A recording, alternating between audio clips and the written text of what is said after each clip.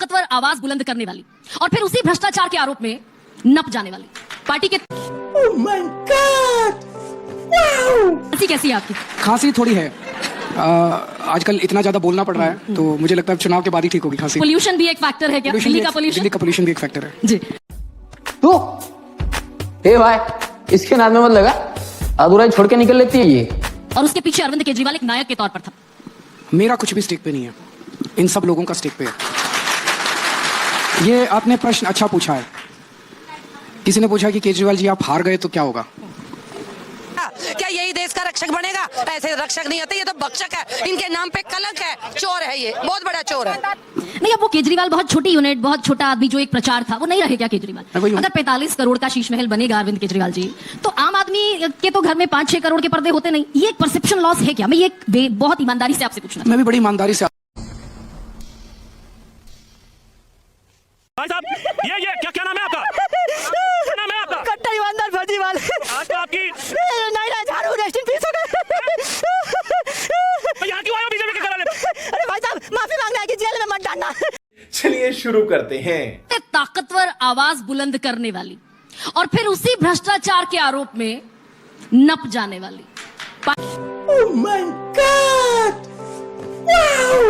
अरविंद जी, सबसे पहला सवाल मेरा आपसे ये कि मफलर मैन एक टैग बड़ा पॉपुलर हुआ आपके लिए, आजकल मफलर गायब क्यों है? मफलर गायब नहीं है।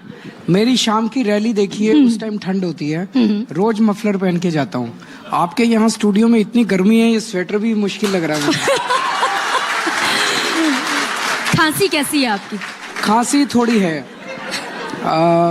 आजकल इतना ज्यादा बोलना पड़ रहा है तो मुझे लगता है चुनाव के बाद ही ठीक होगी खांसी। पोल्यूशन भी एक फैक्टर है क्या? दिल्ली का पोल्यूशन भी एक फैक्टर है जी। तू हे भाई इसके नाम में मत लगा, अधूरा ही छोड़ के निकल लेती है ये। का ट्रेंड बदल दिया उस चेहरे ने। सबसे बड़ा स्टेक अरविंद केजरीवाल का, हाईएस्ट स्टेक दिल्ली के चुनाव में दांव पर लगा है क्या? वो टैग जो आम आदमी का था, जो देश के करोड़ों लाखों लोगों ने आम आदमी की टोपी पहनी थी, झोले पर, ऑटो रिक्शाज पर, सब जगह एक आम आदमी छपवा दिया गया था और उसके पीछे अरविंद केजरीवाल एक नायक के तौर पर था। मेरा कुछ भी स्टेक पे नहीं है, इन सब लोगों का स्टेक पे है। ये आपने प्रश्न अच्छा पूछा है। किसी ने पूछा कि केजरीवाल जी आप हार गए तो क्या होगा? क्या यही देश का रक्षक बनेगा? ऐसे रक्षक नहीं होते, ये तो भक्षक है। इनके नाम पे कलंक है, चोर है, ये बहुत बड़ा चोर है। वैसे तो हार नहीं रहे लेकिन अगर हार गए तो इनके बच्चों की 18 लाख बच्चों की शिक्षा का क्या होगा? जो बड़ी मुश्किल से दिल्ली में स्कूल ठीक किए हम लोगों ने, उनका क्या होगा? दिल्ली के मोहल्ला क्लिनिक में पिछले कुछ सालों में 5 करोड़ लोगों ने इलाज करवाया है। भारतीय जनता पार्टी ने अपने संकल्प पत्र में ऐलान कर दिया है कि अगर उनकी सत्ता आई तो दिल्ली के मोहल्ला क्लिनिक बंद कर दिए जाएंगे। मुझे चिंता है अगर हम हार गए तो दिल्ली के लोगों का इलाज का क्या होगा? वो इलाज कराने कहाँ जाएंगे? अगर हम हार गए तो जो महिलाएं बस में फ्री यात्रा करती हैं, उन महिलाओं के बजट का क्या होगा? ये खाली अपने आप को बचा रहा है कि मैं बच जाऊं, पब्लिक मुझे अच्छा साबित कर दे, लेकिन ये अच्छा है नहीं, ये तो एक नंबर। नहीं, अब वो केजरीवाल बहुत छोटी यूनिट, बहुत छोटा आदमी जो एक प्रचार था, वो नहीं रहे क्या केजरीवाल? अगर 45 करोड़ का शीश महल बनेगा अरविंद केजरीवाल जी, तो आम आदमी के तो घर में 5-6 करोड़ के पर्दे होते नहीं। ये एक परसेप्शन लॉस है क्या? मैं ये बहुत ईमानदारी से आपसे पूछना। मैं भी बड़ी ईमानदारी से। 45 करोड़ की फिगर आई कहां से? पीडब्ल्यूडी का एक रिपोर्ट है। नहीं, वो तो पीडब्ल्यूडी का तो फोटोशॉप करके मैं आपको सीपीडब्ल्यूडी का दे दूंगा मोदी जी का। तो एक मिनट, इन्होंने बहुत दिन तक, हम चुनाव लड़ते हैं, बिजली, पानी, शिक्षा, स्वास्थ्य, सड़क, सीवर, नाली, लोगों के मुद्दों पे चुनाव लड़ते हैं, उनकी जिंदगी के मुद्दों पे चुनाव लड़ते हैं। बहुत दिन तक इन्होंने चिल्लाया शीश महल, शीश महल से हमने जवाब नहीं दिया। हम उसमें फिर एक दिन सौरभ ने कहा और संजय सिंह ने कहा कि खोल दो शीश महल, सबको देख लेने दो।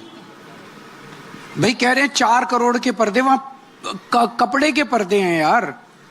तो इन्होंने, वो कहते हैं स्विमिंग पूल बना हुआ है, कोई स्विमिंग पूल नहीं है। वो कहते हैं बार बना हुआ है, कोई बार नहीं है। वो कहते हैं सोने के टॉयलेट है, कोई सोने के टॉयलेट, सब झूठ का पुलिंदा है। तो बीजेपी ने जो वीडियो जारी की वो झूठा, कुछ भी एक मिनट। तो संजय सिंह और सौरभ भारद्वाज ने कहा कि भाई खोल दो आप इसको, सारी जनता को खोल दो, जनता देख लेगी जाके कहाँ स्विमिंग पूल है, कहाँ पर्दे हैं, कौन से पर्दे हैं, कौन सा, तो जनता को देख ले। उन्होंने पुलिस लगा के और रोक दिया। तो थारा मूड खराब कर दिया आपने। लेकिन शीला दीक्षित का भी तो घर सरकारी आवास ही था। तो भाई मनमोहन सिंह जी का भी तो बाकायदा- सरकारी आवास था। मैं तो ये भी कह रहा हूँ, शीला दीक्षित पर तो बहुत अटल बिहारी वाजपेयी जी भी तो बहुत सरकारी जबरदस्त आवास में। आक्रामक थी आम आदमी पार्टी। नहीं, मैं आपकी शीला बात दीक्षित कहता का हूं। भी सरकारी मैं आवास। उनके घर के वीडियो देखे आपने? जी देखे हैं? मैंने इंटरव्यू किया शीला दीक्षित। नहीं, उनके घर के वीडियो देखे हैं? बहुत साधारण सा वीडियो घर था। आप कहीं के बना लो वीडियो, ओ। वीडियो तो वैसे ही अच्छे दिखते हैं। फर्श पे पोछा लगा दो, उसका वीडियो बना दो, बहुत सुंदर दिखता है। हम भाई, जैसे आपने कहा, मैंने उनका इंटरव्यू किया था, आप गई थी। जनता को उस मेरे सीएम आवास पे जाने दीजिए ना, जहां मैं रहता था। अब तो मैं रहता भी नहीं हूँ, मेरा तो घर नहीं है वो, मैं तो वहां रहता भी नहीं हूँ। आप जनता को खोल दो, जनता की खोलने में क्या दिक्कत है? कोई दिक्कत है? ट्रांसपेरेंसी में दिक्कत है? वो ट्रांसपेरेंसी नहीं चाहते, वो कीचड़ फेंक रहे हैं। जैसे पूरा शराब घोटाला फर्जी है, वैसे ही शीश महल फर्जी है। आप कहा करते थे कि कांग्रेस को बिल्कुल बख्शा नहीं जाएगा और कांग्रेस के खिलाफ हम बाकायदा एक्शन लेंगे, भ्रष्टाचार के खिलाफ कार्रवाई करेंगे। कोई इन्वेस्टिगेटिंग ऑफिसर शीला दीक्षित के घर विजिट करने नहीं पहुंचा। जब मैं पहली बार 49 दिन में मुख्यमंत्री बना था, मैंने देश के सबसे पावरफुल आदमी के खिलाफ एफआईआर कराई थी, जिसका नाम ही अपने मुंह से नहीं ले सकते, उसके खिलाफ एफआईआर कराई थी। दम है हमारे अंदर। जैसे ही मैं दूसरी बार बना, प्रधानमंत्री मोदी जी ने मेरी एंटी करप्शन ब्रांच छीन ली। मुझे अपने घर जाना है, मुझे घर जाना है। मैं आज आपके चैनल के जरिए चैलेंज कर रहा हूं, मेरे को एंटी करप्शन ब्रांच 1 महीने के लिए दे दो। इनके सारे इलेक्टोरल बॉन्ड, इनके ईडी का घोटाला, बीजेपी वालों के भी और कांग्रेस वालों के भी, कोई बाहर नहीं बचेगा, ये सारे अंदर हो जाएंगे। नहीं, लेकिन नहीं, मुझे इंटरेस्ट है, बहुत इंटरेस्ट है। हाँ जी, अगर 2020 का आपका वो वादा याद करें कि मैं सारे लोगों को यमुना में डुबकी लगवा दूंगा, अगर 2025 तक ऐसा नहीं हुआ तो दिल्ली के लोग मुझे वोट ना दें, ये भी एक वादा था। मैंने कहा था, मैं मानता हूं, और आज आपके चैनल पे मैं दिल्ली के लोगों को कहना चाहता हूं, मैं अपना एक एक वादा याद रखता हूं। मैं जो बोलता हूं वो करता हूं। मैं ऐसा नहीं हूं कि बोलूं 15 लाख दूंगा और ना दूं। मैं ऐसा नहीं हूं जो बोलूं 2 करोड़ दूंगा और ना दूं। मैं ऐसा नहीं हूं जो बोलूं 2022 तक पक्के मकान बना दूंगा और ना दूं। मैंने 3 वादे किए थे 2020 में। मैंने कहा था दिल्ली की सड़कों को यूरोपियन स्टैंडर्ड का बना दूंगा। झूठ पे झूठ बोलती जा रही है, शर्म नहीं आती। मैंने कहा था हर घर में पीने का पानी सीधे टूटी से 24 घंटे आएगा, ऐसा इंतजाम कर दूंगा। और मैंने कहा था यमुना साफ कर दूंगा। मैं तीनों वादे पूरे नहीं कर पाया। और पिछले 2 साल से आप देख रहे हैं किस तरह से इन्होंने फर्जी केस में जेल जेल जेल जेल, हमारी पूरी टीम बिखर गई। एक बार पहले सत्येंद्र जैन जी को जेल भेज दिया, फिर मनोज सिसोदिया जी को जेल भेज दिया, फिर मेरे को जेल भेज दिया। ये पूरा 2 साल जो है हमारा एक डिस्टर्ब हो गया। अब हम इन पचड़ों से निपट चुके हैं, हम सबको बेल मिल गई है। अगले 5 साल में ये तीनों वादे मेरे दिल के बहुत करीब हैं। जो दिल्ली का मैंने सपना देखा है, उस सपने का एक हिस्सा है कि यमुना साफ होनी चाहिए, दिल्ली की सड़कें अलग लेवल की होनी चाहिए, और दिल्ली के अंदर पानी का शुरुआत हो गई है। तो गेम बजाना पड़ेगा। यमुना आपके घोषणा पत्र में इस बार है? इस बार है। कब तक का आपका अगले डेडलाइन चुनाव है? के पहले मैं कर दूंगा। उसमें भी अच्छा, हमको सिखा रिया है। कैपेसिटी को हम 1.5 गुना बढ़ा रहे हैं, नए सीवेज ट्रीटमेंट प्लांट बना रहे हैं, वो भी वर्क इन प्रोग्रेस है, और ये 1.5-2 साल में पूरा हो जाएगा। उसके बाद इसको वहां से सीवेज ट्रीटमेंट प्लांट से जो पानी निकलेगा वो 10/10 प्योरिटी का होगा, वो यमुना में जाएगा, यमुना साफ हो जाएगी। मुझे लगता है कि प्रैक्टिकली 3 साल के अंदर हो जाना चाहिए, लेकिन मैं 5 साल मांग रहा हूँ 5 साल।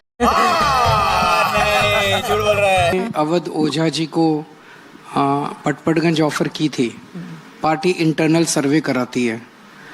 मनीष जी के जेल जाने के बाद पटपड़गंज में इनको लेके जबरदस्त सिंपैथी थी और पटपड़गंज हम भारी मतों से जीत रहे थे, तो उन्होंने अपनी जीतने वाली सीट अवध ओझा को दी है। अरे बाबा, अरे देवा देवा देवा, मैं तो तेरे को हरामी समझता था, तू तो राम निकला रे, देव मानुस निकला रे। लेकिन आपके ऊपर भी एक बड़ा क्वेश्चन मार्क है क्या कि 2000 करोड़ का बजट जिस योजना के लिए अलॉट हुआ, महिला सम्मान 1100 रुपए का दिया जाएगा दिल्ली की महिलाओं को, 46% दिल्ली की महिलाएं हैं जो वोट करेंगी इस चुनाव में, उन्हें वो पैसा नहीं पहुंचा बजट में अलॉट होने के बावजूद। ये एक डेंट है क्या पार्टी के देखो, ये वादों क्वेश्चन पर? सब लोग पूछते हैं कि पैसा कहाँ से आएगा। मैं सबको ही एक ही जवाब देता हूँ, मैं बनिया का बेटा हूँ। हाँ, मैं ये पूछने वाली थी, पाई पाई का हिसाब रखते हैं। मैं बनिया का बेटा हूँ, जादूगर हूँ। चल झूठा। 2014 का चुनाव लड़ा था तो कहा गया, मैंने कहा था बिजली फ्री कर दूंगा, बोले कहाँ से करेगा? मैंने कहा मैं कर दूंगा ना, बनिया का बेटा हूँ। उन्होंने कहा पानी, मैंने कहा पानी फ्री कर दूंगा, बोले कहाँ से करेगा? कर दिया ना, ये भी कर दूंगा। भाई साहब, ये क्या नाम है आपका? क्या नाम है आपका? कट्टर ईमानदार फर्जीवाल। आज तो आपकी नहीं झाड़ू रेस्ट इन पीस हो गए। तो यहाँ क्यों आए हो बीजेपी के घराने पर? अरे भाई साहब, माफी मांगना है कि जेल में मत डालना। मोदी जी राम राम। राम राम। मोदी जी, आपको तो सब पता है, हमारे फॉलोवर क्यों नहीं बढ़ रहा है? कांग्रेस की वजह से। Bye bye, tata, good bye, गया। अलका लांबा 5800 वोटों से पीछे चल रही हैं। लांबा